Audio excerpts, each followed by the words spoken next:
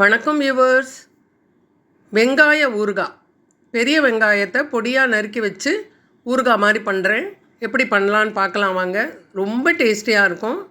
கடுகு, உளுத்தம்பருப்பு, நான் ஒரு 50 எண்ணெய் நல்லெண்ணெய்க்கு மேலே வச்சுருக்கேன். கிட்டத்தட்ட 100 கிராம் வச்சுருக்கேன். அதில் கருவேப்பிள்ளையும் சேர்த்துடலாம். கருவேப்பிள்ளையும் நல்லா பொரிஞ்சு வரட்டும். நல்லா முறுமுறுன்னு பொரிஞ்சு வந்துடுதுனாக்கா ஊறுகாய் அதிக நாள் கெடாமல் இருக்கும். இப்போ இதில் நம்ம இதில் மசாலாலாம் சேர்க்கலாம். மஞ்சப்பொடி, வெந்தயப்பொடி, பெருங்காயம், இது 3 சேர்த்துடலாம். சேர்த்துட்டு நல்லா கலரி கொடுத்துடலாம். நான் இதில் பூண்டெல்லாம் போடலை, அதெல்லாம் ஆப்ஷனல் தான். உங்களுக்கு பிடிக்கும்னா போட்டுக்கோங்க.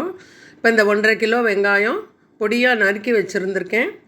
இது மாதிரி இருந்தால் தான் எங்களுக்கு பிடிக்கும். உங்களுக்கு பிடிக்கும்னா நீங்கள் மிக்சியில் அரைச்சும் சேர்த்துக்கலாம், இல்லைன்னா வெந்ததுக்கப்புறம் மேஷரில் மசிச்சுட்டும் சேர்த்துக்கலாம். இப்போ நான் அந்த பாத்திரத்தில் போட்டாச்சு. போட்டு நல்லா ஃபுல்லாக கிளறி கொடுத்துடணும். ரொம்ப டேஸ்ட்டாக இருக்கும்.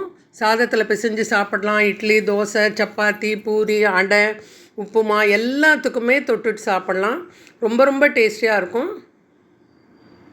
இப்போ இது ஃபுல்லாக நல்லா கிளறி கொடுத்துடலாம். பாருங்க, நல்லா ஃபுல்லாக கிளறி கொடுத்தாச்சு.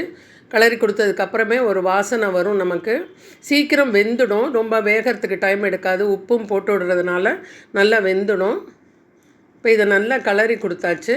கிளறி கொடுத்ததுக்கப்புறம் இதில் நான் என்ன பண்ணியிருக்கேன்னா ஒரு 3/4 டம்ளர் இருக்கும் கெட்டியாக புளி கரைசல்.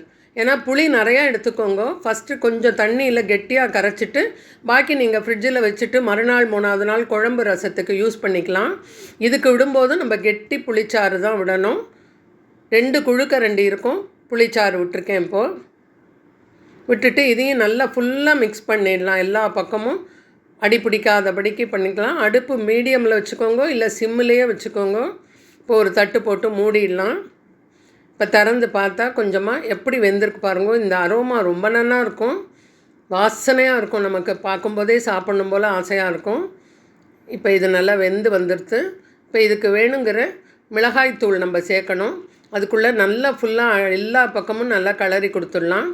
கிளறி கொடுத்துட்டு மிளகாய்த்தூள் சேர்த்தாச்சு. நான் ரொம்ப காரம் இல்லாமல் தான் மிளகாய்த்தூள் போட்டிருக்கேன். உங்களுக்கு வேணும்னா இன்னும் கூட போட்டுக்கலாம். இது 1 டேபிள் ஸ்பூன் ஃபுல்லாக போட்டிருக்கேன். மிளகாய் தூளையும் ஃபுல்லாக எல்லா பக்கமும் நல்லா ஃபுல்லாக பரவுற மாதிரி நல்லா கிளறி கொடுத்துருங்க. கிளறி கொடுக்கும்போது நம்ம ஏற்கனவே ஒரு 100 ml எண்ணெய் விட்டுருக்கோம்.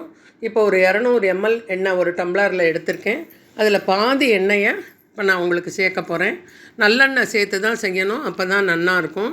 பாதி எண்ணெயை விட்டாச்சு. இப்போ இதை நல்லா கிளறி கொடுத்துட்டு கொஞ்சம் நேரம் மூடி வைக்கிறதா இருந்தால் வைக்கலாம். மூடி வச்சுட்டு திருப்பி அந்த எண்ணெய் பிரிஞ்சு வரும்போது இன்னொரு 1/2 டம்ளர் எண்ணெயும் விட்டுடணும். மொத்தமாக நான் இப்போ 300 எண்ணெய் விட்டுருக்கேன். நான் இறக்கிட்டு எல்லாம் முடித்ததுக்கப்புறம் ஒரு 50 எண்ணெய் விட்டுருக்கேன். 400 எண்ணெய், 350 எண்ணெய்க்கு மேலே விட்டுருக்கேன். 1.5 கிலோ வெங்காயங்கிறதுனால நமக்கு நிறையாவே எண்ணெய் பிடிக்கும். அப்போ தான் டேஸ்ட்டும் இருக்கும், அப்போ தான் கெடாமையும் இருக்கும். நல்லா பாருங்க, எண்ணெய் போட்டு சலசலன்னு இருக்குது. பார்க்கவே ஆசையாக இருக்குது பாருங்க. இதில் உங்களுக்கு பிடிக்கும்னா பூண்டு போட்டுக்கலாம். அதே மாதிரி மிளகாய் வற்றல் இருக்குது இல்லையா, அது கொஞ்சம் ஒரு 4-5 மிளகாய் வத்தல் தாளிச்சுக்கலாம். அது நடுவில் இருக்கும், பார்க்க டேஸ்ட்டாகவும் இருக்கும். இப்போ இது நல்லா மூடி வச்சுட்டு ஒரு 5 நிமிஷம் கழித்து திறந்து பார்த்தா பாருங்க, எண்ணெய் பிரிஞ்சு நல்லா கொதன்னு எப்படி வந்திருக்கு பாருங்க. அவ்வளோ டேஸ்டியாக இருக்கும். இது ரொம்ப நாளைக்கு கெடாது. 3-4 மாதம் வச்சுக்கலாம். ஃப்ரிட்ஜில் வச்சுக்கிறதா இருந்தால், வெளியில் வைக்கிறதா இருந்தால் 1 மாதம் வரைக்கும் கூட வைக்கலாம். கை படாமல் ஒன்லி ஸ்பூனால் மட்டும் எடுத்துக்கோங்க. ஈரம் பட வேண்டாம், கை பட வேண்டாம். அப்போ நிறையா நாள் இருக்கும். சப்பாத்திக்குள்ளெல்லாம் தோசைக்குள்ளெல்லாம் லைட்டாக பரப்பி ஸ்கூலுக்கு கட்டி கொடுத்தா குழந்தைகள் நல்லா விரும்பி சாப்பிடுவா. நான் கொஞ்சமாக நாட்டு சக்கரை போட்டிருக்கேன். அதையும் சேர்த்து நல்லா கிளறிட்டு ஒரு பவுலில் எடுத்துடலாம். அவ்வளோதான் வியூவர்ஸ். எவ்வளோ ஈஸியாக செஞ்சுட்டோம் பாருங்கள். டேஸ்டியான வெங்காய தொக்கு ரெடி. நீங்களும் செஞ்சு பார்த்து அசத்துங்க வியூவர்ஸ். தேங்க்யூ. தேங்க்ஸ் ஃபார் வாட்சிங்.